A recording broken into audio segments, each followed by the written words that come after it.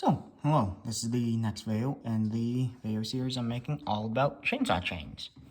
This video is going to be about the differences between full comp, which is this bomb chain, versus full skip, which is this chain.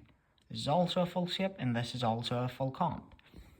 There's also a couple of other really rare chains, such as hyper skip, this is full skip. Instead of being 2 tie straps, it's anywhere between 4 and 8 tie straps between them.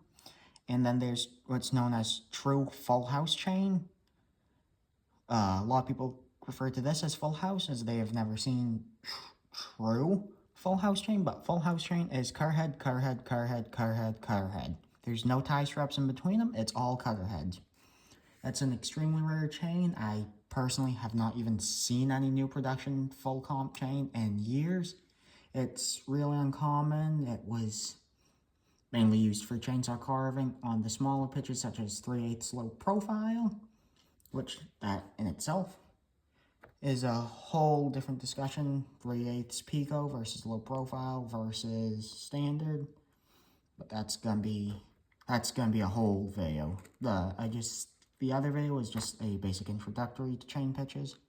This is going in depth into, as I said, sequences. So this is full house, see, even I do it. Full comp chain, which is cutter head, tie strap, cutter head. This is, generally speaking, your most aggressive chain.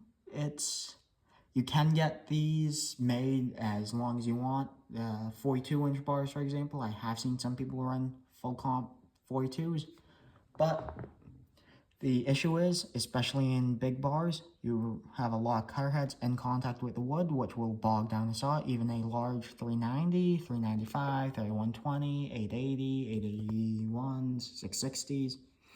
Even the larger saws will bog down if you have too many cutter heads in the cut, which is one of the main reasons this is around. This is full skip chain, which is cutter head, tie strap, cutter head. This allows for 2 things.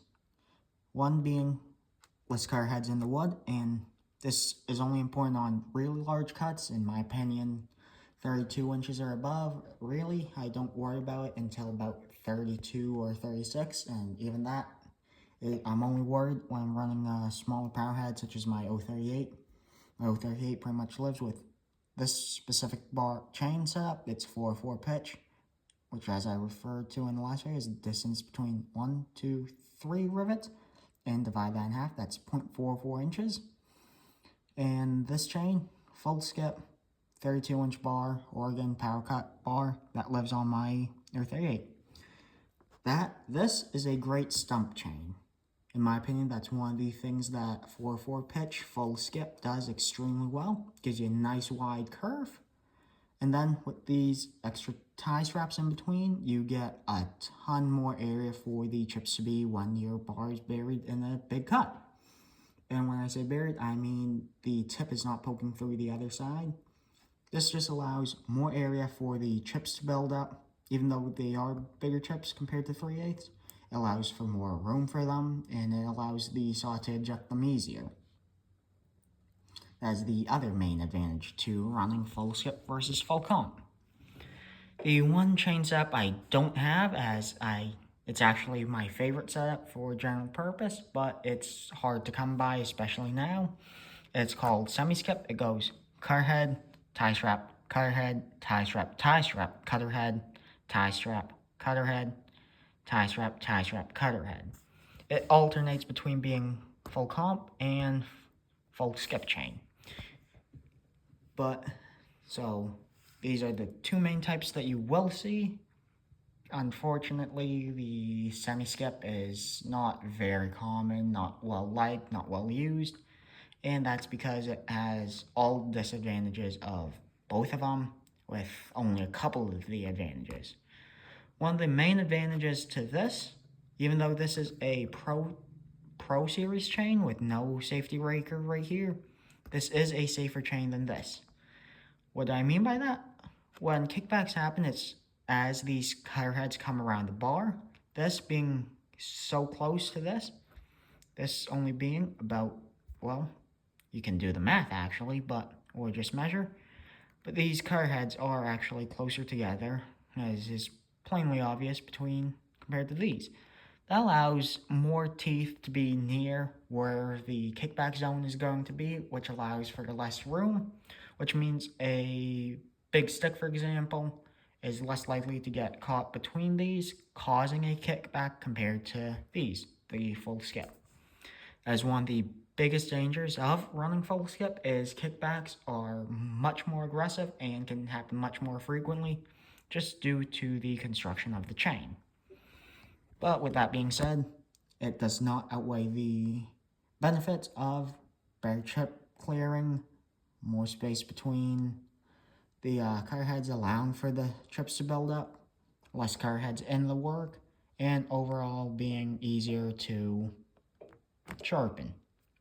That's a bit of a joke in the community, as that's not what a lot of us are thinking about when we buy it. We mainly choose full comp versus full skip for size of bar, species of wood, length of bar, and just overall conditions. A full skip chain, I will run, this is off of a 32, which a lot of times I even have, this is a 4436 full comp, which actually is only equivalent to about a semi-skip 3/8, but that's, again, different issue.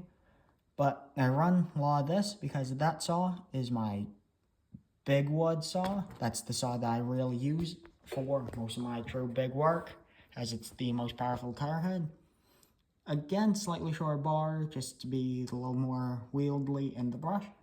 But this bar, it's 32. I've had it completely buried in 42, 46-inch pines. Not bogged down at all. Bury it in 36-inch maple or oak, and same issue. Won't bog down as it has plenty of space to clear the chips. This 404, I am more willing to run full skip as these gaps are inherently bigger. You got more room under the top plate to clear chips better, and overall you've got more room in a 404 chain than you would a full comp 3/8 chain. But those are some of the main things to consider when choosing, do you run full comp versus full skip. When it comes to buying full skip chains or even semi-skip chains, they're not the most common at places such as Home Depot or Tractor Supply or a lot of your generic big box stores. Even going to many chainsaw dealers in my area specifically, it's very rare to find full skip chain. A lot of times you're just finding full comp 3/8. 4/4 chain, again, as I mentioned in the previous video, is fairly rare. Full skip 4/4 is probably the most common. Full comp is actually fairly uncommon in my area. When I do find it, I tend to buy it, even if it is at slightly higher of a premium, just because it's nice to have full comp chains for certain jobs. When it comes to full comp 3/8, that's your most common size, your most common shape, your most common everything. Next video, I will go discussing into the actual shapes of the teeth, semi chisel, full chisel, square chisel, full chisel, all different terminologies on the cutter heads themselves.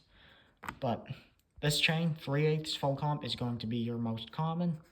Certain saws, one that actually right off the top of my head that used full skip chain from the factory is the Poulan Wild thing. They used full skip as it was a 45cc saw, if I remember correctly, pulling a 20-inch bar. Those of you who have run, say, steel 025s or 250s know that's also about the same size, along with the Husqvarna 450 Ranger, and those only come with 16-inch bars.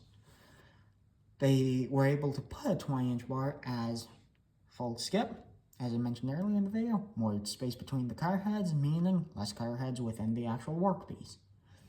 It allowed a 45cc saw to pull a 20-inch bar. Is it recommended? Not really. I would highly recommend running what the manufacturer recommends, but when running a slightly longer bar on a slightly smaller saw, I would recommend running full skip as it's easier on the car head, as, again, less teeth in the work. Easier to sharpen and just overall a little bit nicer of a time. But Hope that answers some of your guys' questions on the differences in chain sequences. Full comp versus full skip. And again, previous video was on different pitches, 3/8 versus 4/4. Next video will be on cutter head shape, which mainly talks about that working corner or that gullet. But thank you guys for watching and have a great day.